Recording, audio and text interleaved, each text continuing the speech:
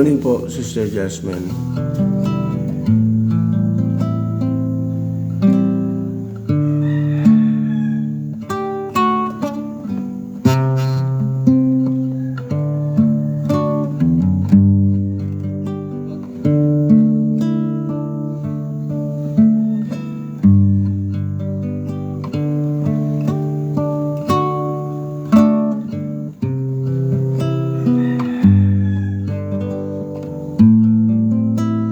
Morning, Brother Lem.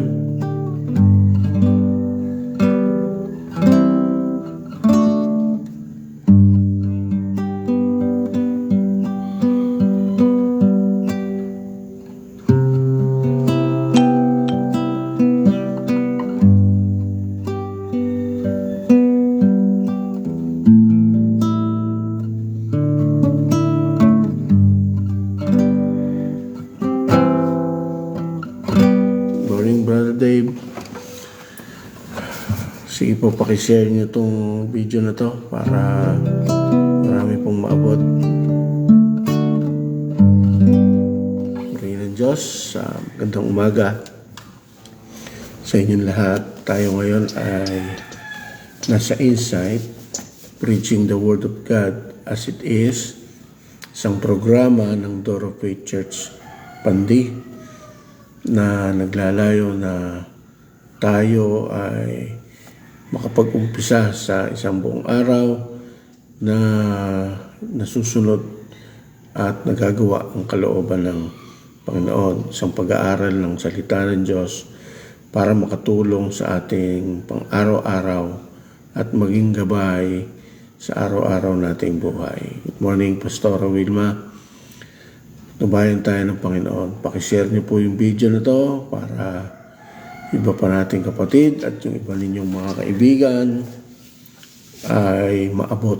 Share niyo po sa inyong account, sa inyong wall.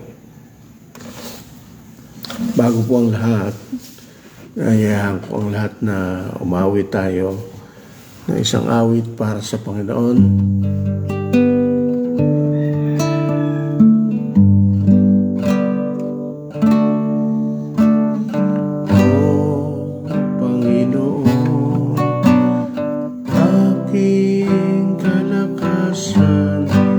Iniibig kitang tunay,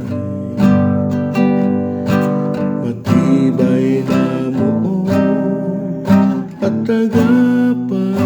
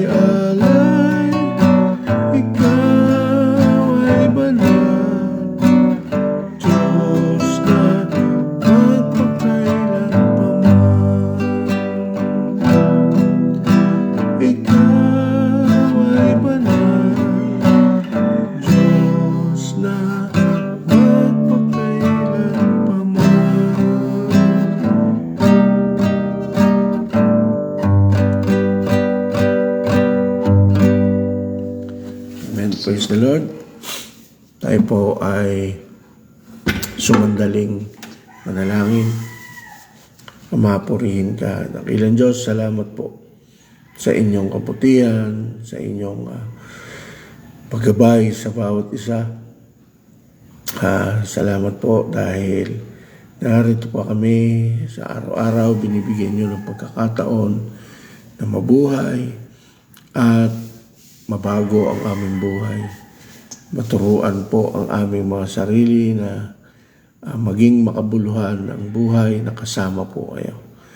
Maraming po salamat. Patnubayan niyo po ang lahat sa pakikinig ng inyong mga salita. Nawa maunawaan ito ng bawat isa. Purihin ka. Ito po ang aming dalangin sa pangalan ng Panginoong Jesus. Amen. Sige po, buksan natin yung ating mga Biblia. Good morning, Sister Nicole, Sister Crystal Jade. Good morning, Sister Jessica. Purihin ng Diyos. Kasama kayo sa umagang ito sa pakikinig. Salita ng Diyos. Tayo po'y magpasimulang magbasa. Ang ating pong babasahin ay nasa Acts chapter 3 verse 1 to 26. Gawa chapter 3. Sabi dito ay ganito.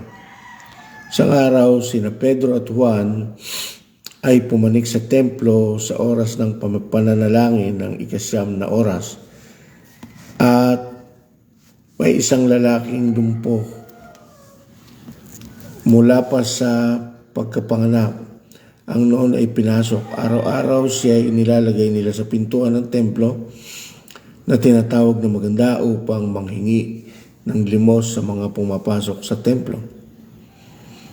Nang nakita niya sina Pedro at Juan na papasok sa templo, humingi siya ng limos. Ngunit pagtitig sa kanya ni Pedro, kasama si Juan, ay sinabi, tingnan mo kami. Itinuon niya ang kanyang pansin sa kanila at umaasang mayroong tatanggapin mula sa kanila. Ngunit sinabi ni Pedro, wala akong pilak at ginto. Ngunit ang nasa akin ay siya kong ibinibigay sa iyo. Sa pangalan ng Panginoong, sa pangalan ni Jesucristong taga Nazaret, tumayo ka at lumakad. Verse 7, kanyang hinawakan siya sa kanyang kanang kamay at siya itinindig at agad na lumakas ang kanyang mga paa at mga bukong-bukong. Siya lumukso, tumayo at nagpalakad-lakad, pumasok siya sa templo na kasama nila. Lumalakad, lumulukso at nagpupuri sa Diyos. Nakita siya ng lahat ng tao na lumalakad at nagpupuri sa Diyos. Nakilala nila na siya ang dating nakaupo at nagmamalimos sa pinto ang maganda ng templo. At sila'y napuno ng pagtataka at pagkamangha sa nangyari sa kanya. Samantala, siya'y nakahawak kina Pedro at Juan, sama-samang nagtakbuhan sa kanila ang mga tao na lubhang namanga sa tinatawag na portiko ni Solomon. Nang makita ito ni Pedro, nagsalita siya sa mga tao. Kayong mga Israelita, bakit ninyo ito kinamamangha? Bakit ninyo kami tinititigan na parabang sa pamamagitan ng aming sariling kapangyarihan o kabanalan ay napalakad namin siya? Niluwalhati ng Diyos ni Abraham, ng Diyos ni Isaac, ng Diyos ni Jacob, at ng Diyos ating mga ninuno ang kanyang lingkod na si Jesus na inyong binigay at inyong itinakwil sa harap ni Pilato, bagaman siya ay nagpasyang pawalan siya. 14. Ngunit inyong itinakwil ang banal at ang matuwid at inyong hininging ipagkaloob sa inyo ang isang mamamatay tao. Verse 15. At inyong pinatay ang may akda ng buhay na muling binuhay ng Diyos mula sa mga patay. Mga saksi kami sa bagay na ito. At sa pamagitan ng pananampalataya sa kanyang pangalan, ang kanyang pangalan ang nagpalakas sa taong ito na inyong nakikita at nakikilala. Ang pananampalataya sa pamamagitan ni Jesus ang nagkaloob sa taong ito ng ganitong sakdal na kalusugan sa harapan ninyong lahat. 17. Ngayon mga kapatid, nalalaman kong ginawa ninyo iyon sa inyong kamangmangan, tulad ng inyong mga pinuno. Ngunit sa ganitong paraan ay tinupad ng Diyos ang kanyang ipinahayag na mangyayari sa magitan ng lahat ng mga propeta na ang kanyang Kristo ay magdurusa. Verse 19. Kaya nga magsisi kayo at magbalik loob upang mapawi ang inyong mga kasalanan, upang ang mga panahon ng kaginhawaan ay dumating mula sa harapan ng Panginoon at upang kanyang suguin ang Kristo na itinalaga sa inyo si Jesus. 21. Siya dapat manatili sa langit hanggang sa mga panahon ng pagpapanumbalik ng kanyang mga bagay na sinabi ng Diyos nung una sa magitan ng bibig ng kanyang mga banal na propeta. Tunay na sinabi ni Moses, ang Panginoong Diyos ay pipili para sa inyo ng isang propetang gaya ko mula sa inyong mga kapatid. Pakinggan ninyo siya sa lahat ng bagay na sabihin niya sa inyo. Ang bawat tao na hindi makinig sa propetang iyon ay lubos na pupuksain mula sa bayan. At ang lahat ng mga propeta mula kay Samuel at mga sumusunod sa kanya, sa dami ng nagsasalita ay nagpahayag din tungkol sa araw na ito. Kayo ang mga anak ng mga propeta at ng tipan na ibinigay ng Diyos sa inyong mga ninuno na sinasabi kay Abraham, at sa pamagitan ng iyong binhi ay pagpapalain ng lahat ng mga angkan ng lupa.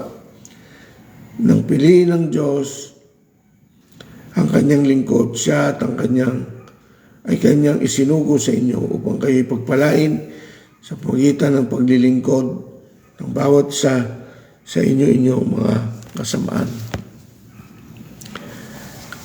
Purihin ng Diyos. Salamat po. Good morning, Brother Johnny Villena. Purihin ng Diyos sa pagbasa ng kanyang salita. Pagpaumanin ninyo yung aking boses. Itong ating binasa ay makaraan na ito noong panahon na sila'y tumanggap ng banal na Espiritu, na kung saan nagbigay sa kanila ng lakas ng loob. Kung kaya nakakaya na nilang magsalita sa mga tao, magpagaling din sa pangalan ng Panginoong Hesus. Tandaan po natin, hindi naman ang nagpapagaling ay ang kahit sino, kundi ang Panginoong Hesus. Ginamit nila yung pangalan ni Jesus Christ na kung saan ito ang pinakamakapangyarihang pangalan sa lahat na kayang magpagaling. Nasimula nung sila'y napuspos ng banal na Espiritu, nagkaroon sila ng una ng kaalaman at ng malalim na pananampalataya na sa kabila ng kanilang kalagayan, wala silang pera, sabi niya, wala akong pilak at ginto. Pero sabi niya dun sa bulag, ay sa lumpo, sabi ni Pedro, ang ibibigay ko sa iyo ay yung meron ako.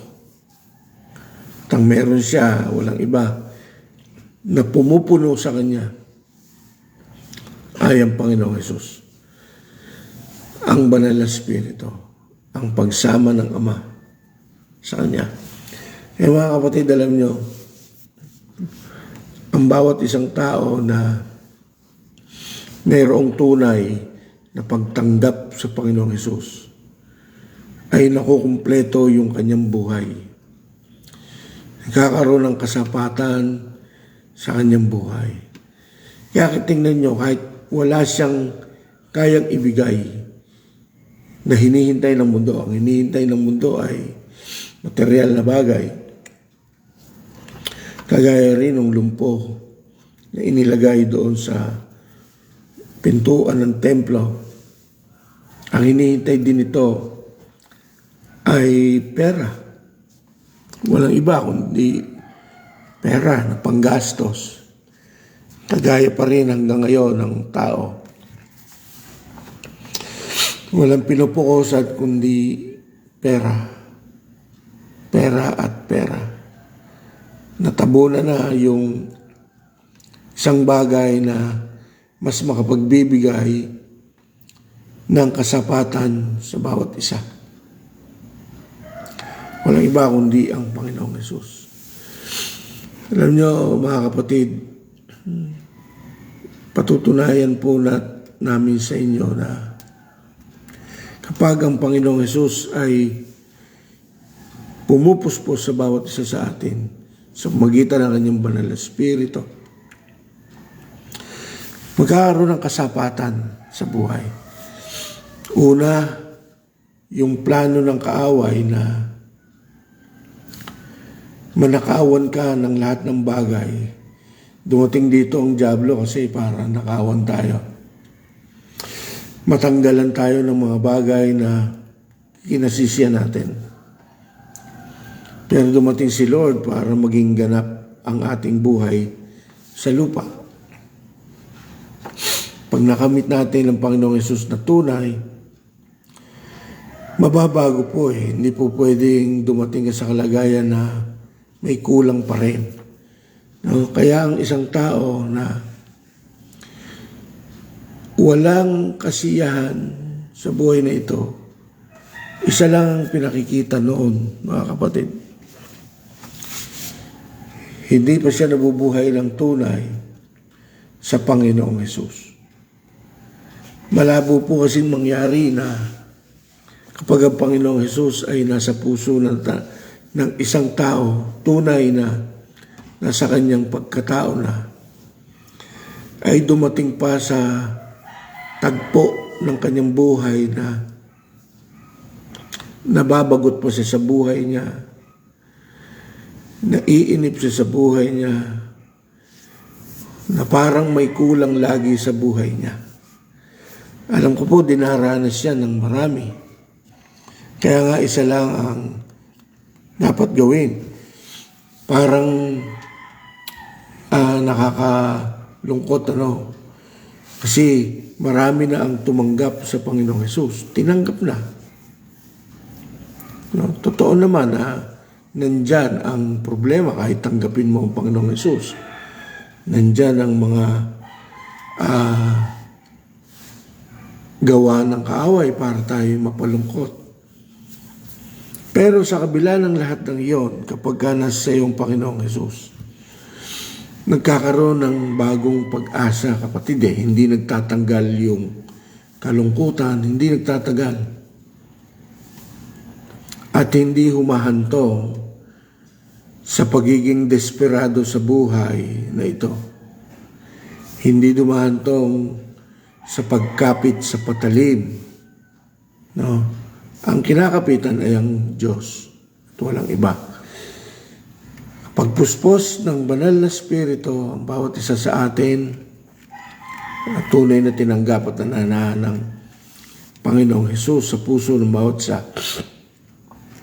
Sabi ng Panginoong Hesus minsan sa kanyang pangangaral na mas makakaya pa nating gawin ng higit yung mga bagay kaysa sa mga bagay na nagawa niya noon nung siya'y nangangaral. Di po nagsisinungaling ang Panginoon. Una, nagkakaroon tayo ng tapang, hindi tapang ng hiya, no? Hindi yung kakapalan ng mukha, hindi po ganon. Yung tapang na talagang nagagawa natin yung isang bagay na hindi natin dating nagagawa. Una, hindi tayo makapangaral. Hindi natin masabi yung mga bagay na nagagawa ng Diyos sa buhay natin. Pero ngayon, nakakaya na nating ipahayag si Lord sa mga kaibigan, sa mga mahal natin sa buhay. Nasasabi natin sa kanila na buhay ang Diyos. Nasasabi natin sa kanilang umasa ka sa Panginoon. Diba? Kasi yun lang yung tangi mo pwedeng maibahagi dahil wala naman tayong tinatamasang malaking halaga sa buhay na ito. Minsan nga kulang pa. No? Kumikita tayo pero kulang pa. Pero nakapagtataka sa kabila noon, nagiging sapat si Lord at yun ang kaibahan ng mga tunay na may Kristo sa buhay nila. Kakaroon ng kasapatan. Hindi umaasa kung kani-kanino. Hindi nabubuhay na tila ba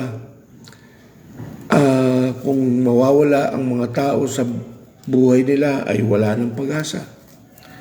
Hindi po ganoon mga kapatid. Kahit mawala pa yung source of income mo o yung nakikita mong pinagmumulan kaya ka natataguyod, pero pag nandyan ang Panginoong Hesus, magiging sapat siya dahil gagamit siya ng mga paraan para ikaw ay makatawid sa buhay na ito araw-araw.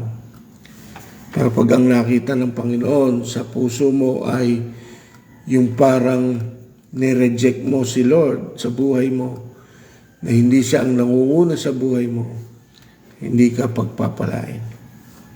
Sabi sa verse 14, you rejected His holy righteous one. Sabi gano'n. Sabi sa verse 14, ngunit inyong itinakwil ang banal at ang matuwid at inyong hininging ipagkaloob sa inyo ang isang mamamatay tao. Nung time na, good morning Brother Anjo, nung panahon na si Jesus Christ ay ipapako sa krus, yung mga Israelita, di nila naintindihan yung kanilang ginawa. Yung pinagmumula ng buhay, ang pinapatay nila at ang kanilang pinalaya ay yung isang magnanakaw, isang pusakal na kriminal. They rejected Jesus Christ. At huwag nawang mangyari na sa buhay mo ay ma-reject mo si Jesus Christ. Hindi ibig sabihin tinanggap mo na siya sa pamamagitan ng pagsasabing Panginoon, yung ginawa natin na pagtanggap ay all the time in your life ay hindi mo na siya kayang i-reject. Mga kapatid, be sensitive sa buhay na ito. Maging sensitive tayo. Hindi porke nakapagsalita na tayo na tinanggap ko na si Jesus Christ ay nagiging kasapatan na sa buhay natin. Kailangan araw-araw sa buhay natin, pinakikita natin sa Diyos na totoo nga natin siyang tinanggap. Na hindi natin siya nire-reject. Paano ba nare-reject si Lord? Kapag kami naging una sa Kanya, sa iyong buhay, yun ang nagiging kalagayan ng Panginoon. Siya ay rejected. Sa umpisa pa lang ng buhay mo sa umaga, na hindi mo siya napararangalan sa pamagitan ng pananalangin. At ang inuuna mo ay mga bagay na pinagkakaabalahan mo. Paano mo masasabing you don't reject Jesus? Madaling sabihin kapatid na mahal ko ang Panginoon. Madali yun sabihin. Madaling sabihin, ako ay sa Diyos. Pinararangalan ko ang Diyos. Kaso hindi maniniwala si Lord sa salita lang, kapatid Dahil siya ay mas makapangyarihan. Hindi siya kagaya ng tao na sabihin mo ang isang bagay, pinaniniwalaan. Si Lord ay hindi ganun Si Lord ay bumabase sa iyong kilos, sa iyong pag-iisip, sa iyong pananalita at gawa, kung totoo nga na siyang iyong inuuna. Kung hindi mo man lang nababasa yung kanyang mga salita, ang Biblia, pagtatawaran ka lang ng Diyos kung sasabihin mong inuuna mo siya sa buhay mo. Malabo yun. Kaya nga ang pagiging born again ay isang karanasan. Ito hindi isang reliyon, ito isang karanasan na kung saan ang isang anak ng Diyos habang siya nabubuhay ay hinuhubog siya ng Panginoon sa pamamagitan ng kanyang salita, sa pamamagitan ng Biblia. Paano ka mahuhubog kung wala namang Bibliang o wala namang salita ng Diyos na naiintindihan ka o nababasa? Ang huhubog sa iyo ay ang mundo, hindi ang salita ng Diyos. Ikaw mismo, kapatid, sa iyong sariling katawan, ma-identify mo kung saan nakakiling ang iyong buhay. Alam nyo, may kasabihan, kung saan nakahilig yung puno, doon siya babagsak. Pansinin ninyo yung mga puno, merong diretso, pero merong punong nakahilig ng konti sa kaliwa o dili kaya ay nakahilig ng konti sa kanan. Pagka yun ay pinutol mo, natural, kung saan siya nakahilig, doon siya babagsak. Nakasabihan yan, makatotohanan. Ikaw mismo sa sarili mo, mapansin mo kung saan ka nakahilig talaga. Kung sa Diyos ba talaga? O sa sarili mo? O sa pinagkakaabalahan mo? O sa mga bagay na walang kabuluhan sa mundo? Pagka dumating yung time na naputol na yung ating buhay, doon ang yung bagsak. Kagaya ng puno, kung saan siya nakahilig, doon siya babagsak. Kaya mga kapatid, pakita natin kay Lord na tayo ay mas nakakiling sa Kanya. Na tayo ay mas nakikita ng Panginoon, na tayo ay mas nagbibigay ng panahon sa Kanya. Hindi po niya inaalis yung karapatan natin na maging malaya, karapatan natin na sumagana. Hindi po niya yan inaalis na makapaghanap buhay, na magapit sa pamilya para maging tagataguyod ng pamilya. Hindi po inaalis yan ng Panginoon. Yung karapatan na yan. Hindi niya inaalis na tayo'y magtamasa ng mabuti. Pero ang gusto niya, sa kabila ng mga bagay na yan na iyong tinatamasa o sa pamagitan ng buhay na hawak mo ngayon o ikinabubuhay mo ngayon, ay mas makita na inuuna mo ang Panginoon na Jesus, ang Diyos. Kagaya ng paghanap buhay, nagmamadali tayo lagi, sa paghanap buhay. Nagmamadali, baka magalit si boss, magalit yung amo dahil late. Okay, maganda yun kasi tinuro ni Lord, magsilbi tayo sa mga amo natin ng tapat. Pero hindi ka naman nagsisilbi ng tapat kay Lord. Ano ang kagandahan ng buhay? Militaw na nakahilig ka sa material na bagay at hindi sa Diyos. Pagdating ng panahon ng may prayer meeting, hindi mo naman siya mapagbigyan. Asat doon yung pagpapakita na inuuna mo ang Panginoon. Kahit na wala ka namang pinagkakaabalahan, ang sinasabi mo ikaw ay busy. Samantalang ang Panginoon, paano kung hindi siya maging busy sa bawat isa sa atin? Siya ang source ng lahat ng pinagkakaloob niya. Lahat ng bagay na tinatamasa mo ay walang dilit iba kundi bigay lang ng Panginoon. Kaya iparangalan natin siya sa magitan ng pag-una sa mga bagay na para sa Kanya. Yung pagsamba sa Kanya. Okay? Nilagay natin yung mga paraanang yan sa church para magampanan natin at mahubog tayo. Pumunta po tayo. No? Good morning, Brother Bong Ramos. Kaya, mga kapatid, yung unang bahagi lang dito ang diniscuss sa inyo. Yung part na